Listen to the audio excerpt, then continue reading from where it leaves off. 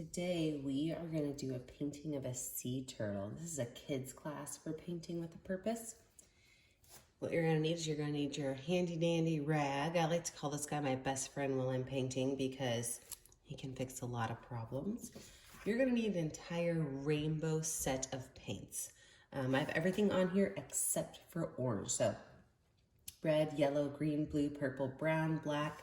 But I have 2 spots of white. And the reason I do 2 spots of white is I've got a white I can use in my background, and then I've got a clean white for my details at the end. I'm going to use a flat brush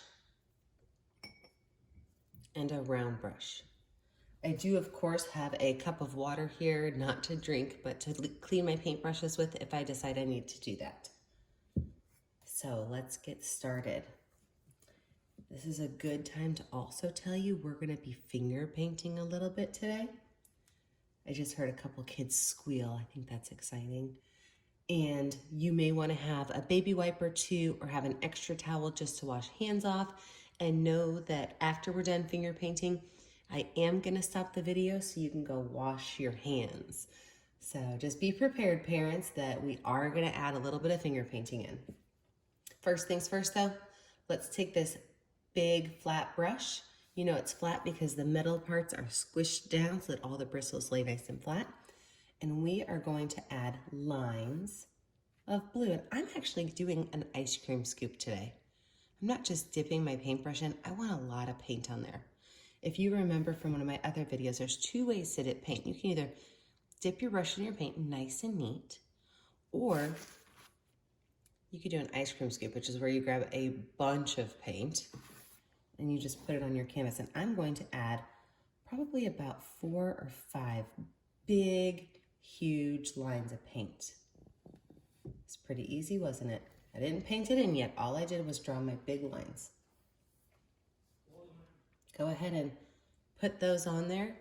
If you need to push pause, this is a good time to push pause, because the next thing I'm going to do is I'm going to add 4 or 5 lines of white paint as well. Now, the white's going to be harder for you to see, but I promise it's on there. I'm not washing my brush off in between. You can tell by the messiness. The last thing I'm going to do is I'm going to grab purple, and I'm going to add a couple of lines of purple.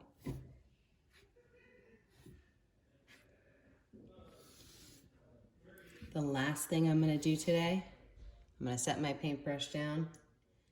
I'm going to use my hand. I'm going to take my hand, I'm going to smear this paint across my canvas.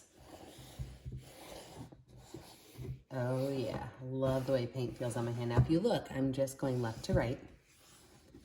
I am not going top to bottom. It's okay if I see a little bit of white canvas in the background, that won't hurt anything. If you mix in a circle, you're going to get one solid color. It's going to be a pretty color blue, but you're going to lose some of those details. So just take your hand and go left to right, side to side, really push all that paint around. If you notice you're running out of paint, grab a little bit more paint on your hand or on your brush and add it to it. There we go. That is an amazing water background. We are going to have so much fun today.